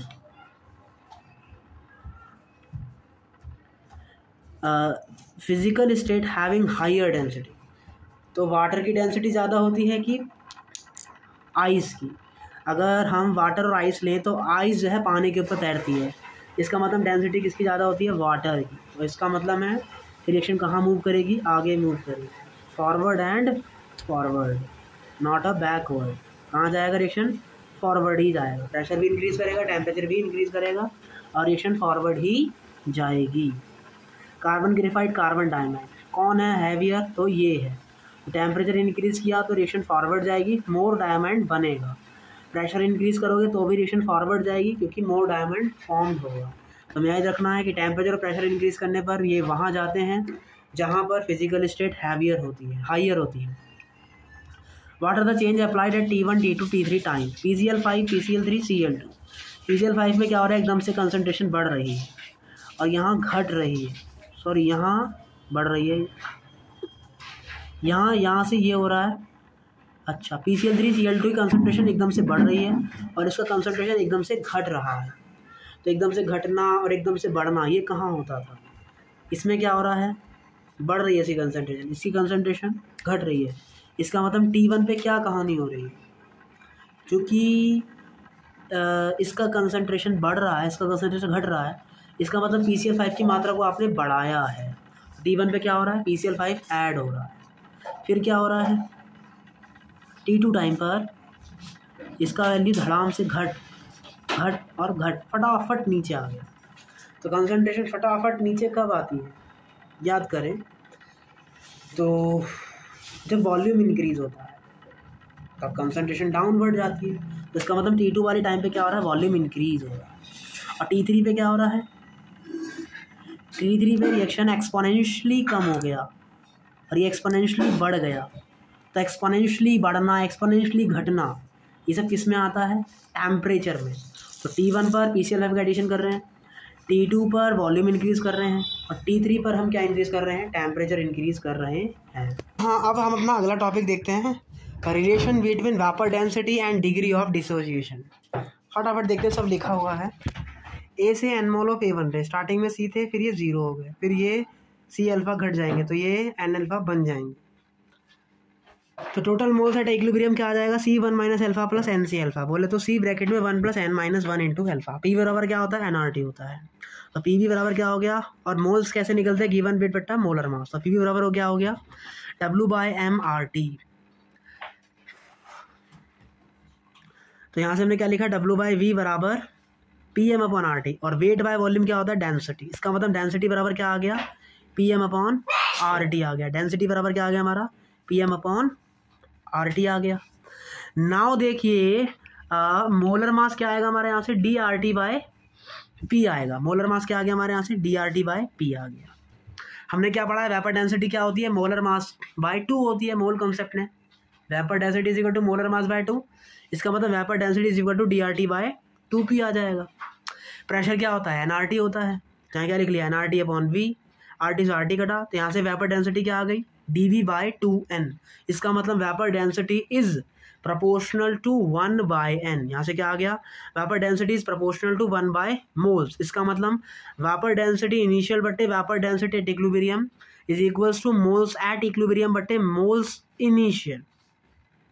तो मोल्स एट इक्विलिब्रियम कितने आया, सी ब्रैकेट में 1 + n-1 इंटू अल्फा। इनिशियल मोल कितने थे, सी थे। स्टार्टिंग में डेंसिटी डी थी और फिर इक्विलिब्रियम पे डी हो गई, तो इससे ये कटा, तो d/d बराबर क्या आ गया, 1 + n-1 इंटू अल्फा। तो यहाँ से इक्विलिब्रियम की डेंसिटी और मोल्स और डिग्री ऑफ डिसोसिएशन में क्या हमें अंदर, और वेपर डेंसिटी एट डी, तो उसमें हमें ये रिलेशन देखने को मिल रहा है। तो यहाँ से अल्फा बराबर क्या आ गया हमारा, vapour density at initial minus vapour density at equilibrium, तो डिवाइड में vapour density at equilibrium multiply में n-1। तो ये रिलेशन आपको याद रखना है कि एट इक्विलिब्रियम पर क्या कहानी आपको देखने को मिलती है, लेकिन वो सिर्फ इसी इक्वेशन के लिए ही आएगा, ठीक है। तो जनरल फार्मूला क्या है, अल्फा बराबर vapour density theoretical minus vapour density observed बट्टे वेपर डेंसिटी ऑब्जर्व्ड ब्रैकेट में n-1। ये n क्या है, n/1 है। ये n क्या है, n/1, मतलब इस बट्टे ये है वो n/1 है, याद रखिएगा।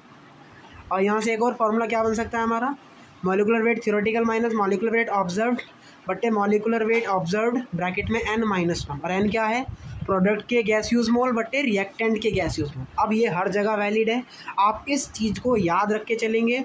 आइए क्वेश्चन करते हैं। सबसे पहले n का वैल्यू निकालते हैं। तो प्रोडक्ट के मोल 5, रिएक्टेंट के मोल 3, 5/3 आ गया। फॉर्मूला पता है क्या होता है, vapour density theoretical minus vapour density observe and बट्टे में मतलब d-d बट्टे इक्विलिब्रियम पर और n-1। तो d का वैल्यू कितना दिया है हमें क्वेश्चन में, यही दिया है 5/3 -1, तो 3, तो ये कितना आ जाएगा 2/3। तो इसका मतलब यहाँ से अपना अल्फा का वैल्यू क्या आ गया, 3 ब्रैकेट में d-d/2d। तो आई होप हमें ये क्वेश्चन यहाँ पे समझ में आया होगा। चलिए अगला क्वेश्चन करते हैं। Derive a relation between alpha D and D for this. हमें इसके लिए क्या करना है, अल्फा का वैल्यू डिराइव करना है। कैसे डिराइव करेंगे आइए देखते हैं। तो डिराइव काहे का करना, हमने तो पढ़ रखा है डायरेक्ट ही। चलिए डिराइव कर लेते हैं। तो डिराइव क्या है, इसके इनिशियल सी माने तो ये 0 हो जाएंगे, इसमें से 2 अल्फ़ा, या मैंने अल्फ़ा माना तो C1 - अल्फ़ा कम हो जाएगा। 2 में अल्फ़ा हो रहा तो 1 में कितना होगा, C∝/2, तो यहाँ कितने बन जाएंगे 3C∝/2। Moles at equilibrium plus करेंगे तो कितना आ जाएगा 1 - अल्फ़ा/2 एंड ब्रैकेट में C। अब दोनों को डिवाइड करेंगे तो d/d बराबर क्या आ जाएगा, यहाँ से 1 - अल्फ़ा/2 C/C, C से C कट गया, तो d/d बराबर क्या आ गया 1 - अल्फ़ा/2। तो यहाँ से क्या आ गया अल्फ़ा/2 बराबर d - d/2। तो यहाँ से क्या आ गया हमारा alpha is equal to d - d/2 multiply में 2, या फिर डायरेक्ट फार्मूला पता है क्या, अल्फ़ा बराबर d - d/d एंड n/3/2 - 1। तो कितना आ गया हमारा, डायरेक्ट अपना ये आंसर यहाँ से आ गया है। तो आई होप आपको यहाँ पे ये समझ में आ गया होगा, ठीक है। चलिए दैट इज़ इजी क्वेश्चन। अगला करते हैं। देखिए vapour density of an equilibrium PCl5 PCl3 Cl2 is 92। Vapour density equilibrium पर तब डी का वैल्यू दिया है, तब डी का वैल्यू दिया 6। Find the degree of dissociation of PCl5, alpha बताना है। तो कैसे निकालेंगे, सबसे पहले आपको थियोरेटिकल चाहिए होगा डी का वैल्यू, तो वो कैसे निकलेगा, सबका मॉलिक्यूलर वेट डिवाइडेड में 2। तो PCl5 का मॉलिक्यूलर वेट लिखेंगे और डिवाइड बाय 2 कर देंगे, ठीक है। और ये हमें दे रखा है, तो PCl5 का मॉलिक्यूलर वेट कैसे निकालेंगे, फॉस्फोरस का 31 होता है, 5 क्लोरीन है 35.5/2, तो कितना आ जाएगा 104.25। इसमें माइनस कर देंगे 92 डिवाइड बाई 92 एंड n/2 1/2/2, मतलब यहाँ से ही आ जाएगा। सॉल्व करने से अपना यहाँ पे क्या निकल जाएगा, डिग्री ऑफ डिसोसिएशन का वैल्यू यहाँ से निकल जाएगा। आइए एक यहाँ से क्वेश्चन और करते हैं। और क्वेश्चन क्या कह रहा है, in the dissociation of N2O4 into NO2 1 + alpha varies with vapour density d/ds where alpha d। तो यहाँ पर आपको ग्राफ बताना है। N2O4 से NO2 बन रहा है, बैलेंस करेंगे तो 2 आएगा। तो अल्फ़ा बराबर यहाँ से क्या देखने को मिलेगा, d - d/d ब्रैकेट में 2 - 1। तो इसका मतलब d - d/d आ गया। अब ये 1 + अल्फ़ा बोल रहा है तो 1 जोड़ देंगे दोनों तरफ, तो 1 + अल्फा बराबर D minus D and plus D by D, तो डी से डी कटा, तो यहाँ से 1 + अल्फा बराबर क्या आ गया, डी बाई डी। इसका मतलब 1 + alpha is proportional to D by D. और जब प्रोपोर्शनल होता है तो ग्राफ कैसा बनता है, स्ट्रेट लाइन। ग्राफ कैसा बनेगा हमारा, स्ट्रेट लाइन। तो ऑप्शन नंबर 1 क्या हो जाएगा, इसका करेक्ट आंसर हो जाएगा। फाइनली हमने अपने इस केमिकल इक्विलिब्रियम के चैप्टर को आज लेक्चर नंबर 3 में स्पीड से ख़त्म किया है। और ये हमारा चैप्टर केमिकल इक्विलिब्रियम यहाँ पे फिनिश हुआ। आज के लेक्चर में थ्योरेटिकल चीज़ें थी जो कि हमें याद रखनी हैं, और वो सारी चीज़ें याद रखेंगे तभी हम अपना क्वेश्चन कर पाएंगे।